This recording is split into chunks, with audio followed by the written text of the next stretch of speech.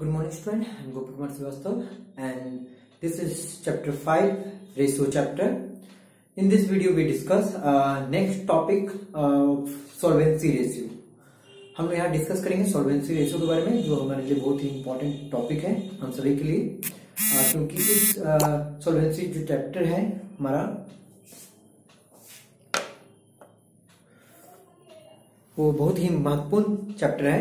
आप उसको देख सकते, समझ सकते हैं। यहाँ पे देखिए, this ratio are computed to determine the ability of the firm to pay its long term liability. मतलब यहाँ पे कहा गया है कि सॉल्वेंसी रेशियो से क्या कर सकते हैं, आप लॉन्ग टर्म लायबिलिटी को पे कर सकते हैं, मतलब चुका सकते हैं। सॉल्वेंसी रेशियो से हमें पता चलता है कि हम लोग लायबिलिटी लौटाने के पोजीशन में है या नहीं है। तो डेफिनेटली जो सॉल्वेंसी रेशियो है वो बस इतना बताता है कंपनी में कि आप अगर किसी से लोन लिए हैं तो आप उसे चुका सकते हैं, ठीक ना। तो इसलिए हम लोग सॉल्वेंसी रेशियो को कैलकुलेट करते हैं। और सॉल्वेंसी रेशियो निकालने के लिए हमारे पास कुछ फॉर्मूला है, जैसे डेट इक्विटी रेशियो हो गया, total asset to debt ratio हो गया, या प्रोप्राइटी रेशियो हो गया, या इंटरेस्ट कवरेज रेशियो हो गया। तो इस तरह से 4 तरह का रेशियो होता है सॉल्वेंसी में, जिसे हमने को जानना पड़ता है। ठीक है, सबसे पहले हम लोग जो डिस्कस करेंगे वो हमारा डेट इक्विटी रेशियो है, जिसका फॉर्मूला होता है debt by equity. Debt by equity, तो डेट का यहाँ पर फॉर्मूला होता है, लॉन्ग टर्म डेट भी कह सकते हैं इसको, और लोन भी कह सकते हैं, बोरोइंग भी कह सकते हैं, नॉन करेंट लायबिलिटी भी कह सकते हैं, या डेट भी कह सकते हैं, सब इसी के नाम है। आखिर ये लॉन्ग टर्म डेट का मतलब क्या होता है? ठीक है, चलिए मैं आपको बता दूं। लॉन्ग टर्म डेट का मतलब होता है जो लोन जो में हम लोग लेते हैं वो 1 ईयर से ज्यादा के लिए लेते हैं, 1 साल से ज्यादा के लिए लेते हैं, तो वो हमेशा लॉन्ग टर्म लोन कहलाता है, या वो लॉन्ग टर्म डेट कहलाता है। डेट मतलब बेसिकली लोन होता है, अब डेट मतलब बेसिकली लायबिलिटी भी होता है। पर यहाँ पे जब डेट लिखा रहेगा तो हम इसे लॉन्ग टर्म डेट मानेंगे। लॉन्ग टर्म डेट मतलब लॉन्ग टर्म लायबिलिटी। ये लॉन्ग टर्म लायबिलिटी है, ये करेंट लायबिलिटी नहीं होता है। ठीक है, तो यहाँ डेफिनेटली आप 1 साल से जब भी ज्यादा के समय के लिए जब लोन लेते हैं तो वो हमारा डेट कहलाता है। इसे आप लॉन्ग टर्म डेट कह सकते हैं या बोरोइंग कह सकते हैं। बोरोइंग मतलब लोन होता है। अब यहाँ पे डेट इक्विटी रेशियो जो फॉर्मूला है डेट बाय इक्विटी है। इक्विटी का मतलब मैं थोड़ा देर में डिस्कस करने वाला हूँ, पर पहले हम लोग डिस्कस करेंगे लॉन्ग टर्म डेट के बारे में, और डेट के बारे में बहुत डिटेल से। तो यहाँ देख सकते हैं डेट को मैंने 2 भाग में बांट दिया। डेट को हम लोग लॉन्ग टर्म डेट भी बोलते हैं। इसमें 2 भाग में बांट दिया, लॉन्ग टर्म बोरोइंग और लॉन्ग टर्म प्रोविजन।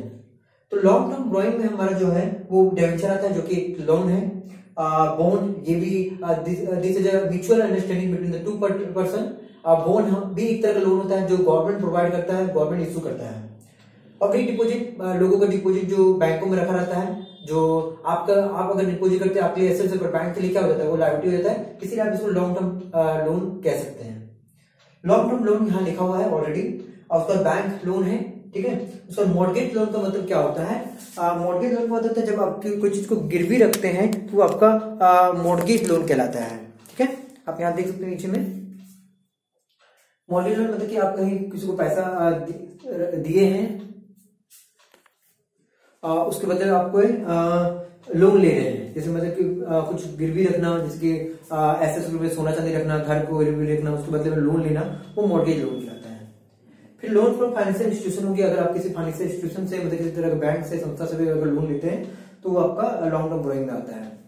फिर हमारा लॉन्ग टर्म प्रोविजन आ गया। लॉन्ग टर्म प्रोविजन में प्रोविजन फॉर एम्प्लॉय बेनिफिट आता है। प्रोविजन का मतलब होता है पहले से कुछ सोचना खर्चे के बारे में, जैसे कि एम्प्लॉय के बेनिफिट के बारे में कुछ खर्चा पहले से तैयार रखना। मान लीजिए आने वाले दिन में अगर एम्प्लॉय को किसी प्रकार का बेनिफिट देना हो, चाहे वो बोनस देना हो या सोशल सिक्योरिटी देना हो, तो हम लोग एक प्रोविजन पहले से बना के रखते हैं। प्रोविजन मतलब एक तरह का प्लानिंग होता है। ठीक है ना, तो ये सभी लॉन्ग टर्म प्लानिंग है जो एम्प्लॉय के लिए होता है, जो कंपनी बनाता है। प्रोविजन फॉर वारंटी हो गया, किसी तरह का वारंटी लेना। प्रोवाइडेड फंड हो गया, एम्प्लॉय प्रोवाइडेड फंड हो गया, जो पीएफ कहलाता है, जो कंपनी सैलरी से काटता है पीएफ के रूप में, और लास्ट में जब रिटायर होता है तो उसे पैसा दे देता है।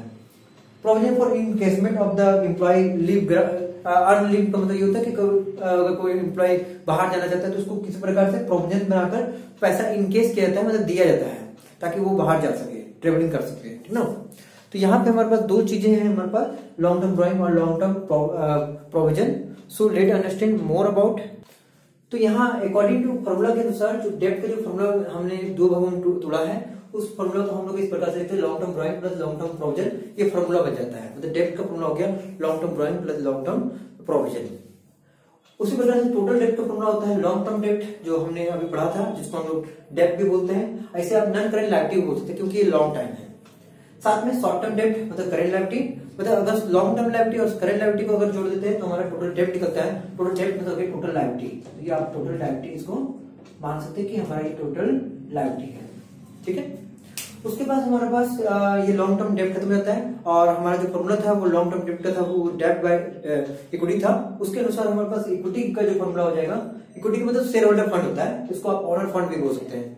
बहुत बार ओनर फंड बोला जाता है जो बड़ी इंपॉर्टेंट है, जो बच्चों को ध्यान रखना चाहिए। शेयर होल्डर फंड को दो भागों में बांटा गया है, पहला शेयर कैपिटल और दूसरा रिजर्व एंड सरप्लस। और शेयर कैपिटल में दो ही तरह का कैपिटल होता है, इक्विटी शेयर और प्रेफरेंस शेयर। और रिजर्व एंड सरप्लस में कैपिटल रिजर्व है जो एक तरह का फायदा है, और सिक्योरिटी प्रीमियम हो गया वो भी फायदा है। General reserve balance in the PL account मतलब होता है कि प्रॉफिट को बैलेंस इन पीएल अकाउंट बोलते हैं, मतलब प्रॉफिट एंड लॉस अकाउंट का कुछ प्रॉफिट बैलेंस जो कि प्लस होना चाहिए, इसको एक्यूमुलेटेड प्रॉफिट बोलते हैं। एक्यूमुलेटेड मतलब हर साल जो प्रॉफिट जुड़ते जाता है, कंपनी कुछ पैसा को प्रॉफिट को जोड़ते जाता है, रखते रहता है अपने पास, तो वो अगर सारा प्रॉफिट जोड़ दे तो वो एक्यूमुलेटेड प्रॉफिट कहलाता है, जो कंपनी मेंटेन करके रखती है अपने पास। ये सारा चीजें आप देख सकते हैं रिजर्व एंड सरप्लस जो फायदा है। और आप यहाँ देख सकते हैं इसमें से हमको माइनस करें DRR मतलब डिवेंचर रिडेम्पशन रिजर्व।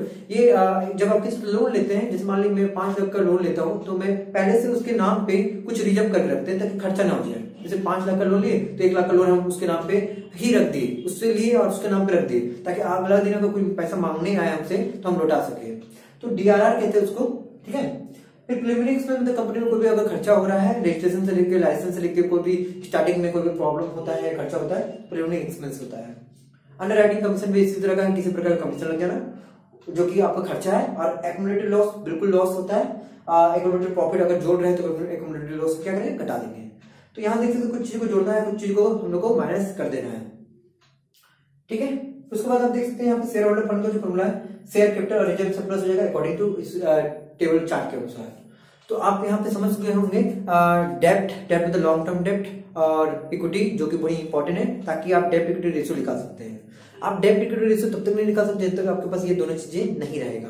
तो चलिए शेयर होल्डर फंड है उसके बारे में हम लोग और भी डिटेल से जानेंगे, उसका और भी फॉर्मूला होता है। जैसे यहाँ पे मैंने शेयर होल्डर फंड का फॉर्मूला लिख दिया कि रिजर्व एंड सरप्लस और शेयर कैपिटल है, बट और भी फॉर्मूला है। जैसे देखिए यहाँ पे शेयर होल्डर फंड का फॉर्मूला होता है non current assets plus current asset. अगर आप ये दोनों जोड़ेंगे तो आपका टोटल एसेट निकलेगा। आपको मेरे पहले इससे पहले क्लास में मैंने बताया था कि टोटल एसेट हमेशा टोटल लायबिलिटी के बराबर होता है, और टोटल लायबिलिटी में 3 चीजें होता है। इसमें पहले करेंट लायबिलिटी हो गया, नॉन करेंट लायबिलिटी हो गया, और एक होता है शेयर होल्डर फंड जिसको इक्विटी एंड लायबिलिटी बोलते हैं। ठीक है, तो इक्विटी एंड लायबिलिटी मतलब आप देखेंगे तो एसेट्स और लायबिलिटी में 3 चीजें होगा। 3 चीजें share holder fund, non current liability और करेंट लायबिलिटी। मतलब देखा जाए तो सारा एसेट्स में सारा लायबिलिटी घटा रहे हैं, तो सारा लायबिलिटी में ये 2 लायबिलिटी है, एक लायबिलिटी नहीं है, तो एक लायबिलिटी ऑटोमेटिक निकल जाएगा शेयर होल्डर फंड। मतलब अगर आप टोटल एसेट से टोटल लायबिलिटी को घटाते हैं तो आपका ऑटोमेटिक शेयर होल्डर फंड निकल जाएगा, क्योंकि वो भी एक तरह का लायबिलिटी है, क्योंकि आप किसी से शेयर इश्यू करके पैसा लेते हैं।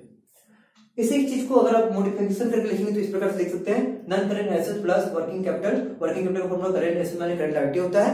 आप देख सकते हैं करेंट एसेट के साथ जुड़ जाएगा और करेंट लायबिलिटी के साथ माइनस हो जाएगा। मतलब ऊपर वाला ही फॉर्मूला को मॉडिफिकेशन किया गया है, मतलब वर्किंग कैपिटल के साथ दिखाया गया है। अगला टॉपिक देखेंगे तो शेयर होल्डर फंड को ही निकाला जा रहा है, और मतलब बार बार एक ही फॉर्मूला है जो आपको याद रखना है, क्योंकि शेयर होल्डर फंड को बहुत तरीके से निकाल सकते हैं। तो आप एग्जाम में बिल्कुल प्रिपेयर रहें। टोटल एसेट में करेंट लायबिलिटी या नॉन करेंट लायबिलिटी को हटा देते हैं तो क्या बचेगा, शेयर होल्डर फंड ही बचेगा।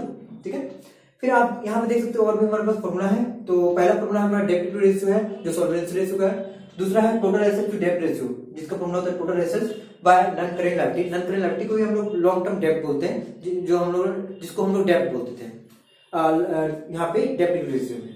फिर हमारा है प्रोपर्टी रेशियो, उसका फॉर्मूला होता है इक्विटी मतलब शेयर होल्डर फंड, आप इसको शेयर होल्डर फंड बोलिए, इक्विटी बोलिए, बाय टोटल एसेट्स। और लास्ट हमारा है इंटरेस्ट कवरेज रेशियो, जिसका फॉर्मूला है profit before interest and tax और बाय फिक्स इंटरेस्ट रेट। आप यहाँ देख सकते हैं फिक्स इंटरेस्ट रेट इनटू 100। ठीक है, तो आप इन सारे फॉर्मूला को अच्छे से लिख ले, कंप्लीट कर लें। और अगर आपको यहाँ पे कोई भी चीजें में प्रॉब्लम है तो वो भी हम लोग फिर से डिस्कस करेंगे जब हम लोग क्वेश्चन को बनाएंगे। जब क्वेश्चन बनने लगेगा तो आपको सारा चीजें समझ में आने लगेगा। तो बेसिकली आप यहाँ पे याद रखिएगा हमारे पास ये जो सॉल्वेंसी रेशियो है उसके अनुसार हमें 4 पॉइंट पढ़ना होता है, जिसमें हमारा डेब्ट equity ratio, total asset to डेब्ट ratio, property ratio, interest coverage ratio, सभी के जो जितना भी टॉपिक का क्वेश्चन है सभी पे हम एक आपको वीडियो प्रोवाइड करेंगे और बहुत इंपॉर्टेंट क्वेश्चन को डिस्कस करेंगे ताकि आपको अच्छे से वो चीजें समझ में आए और आप बना सकें। तो कभी भी क्वेश्चन को बनाने से पहले आपको उसका फॉर्मूला बिल्कुल पता होना चाहिए। और आप यहाँ देख सकते हैं शेयर होल्डर फंड हो या हमारा डेब्ट हो, वो सभी चीजों को हमने स्ट्रक्चर से बताया है, स्ट्रक्चर के अनुसार बताया है, कंपोनेंट के अनुसार बताया है। तो आप उसको सबको अच्छे से लिखे और याद भी करें, क्योंकि अगर आप याद कर लेते फॉर्मूला तो आपको क्वेश्चन बहुत इजीली बनने लगता है। So thank you. This video is completed. The next video we discuss more about these topics and make some questions related to this topic. Thank you.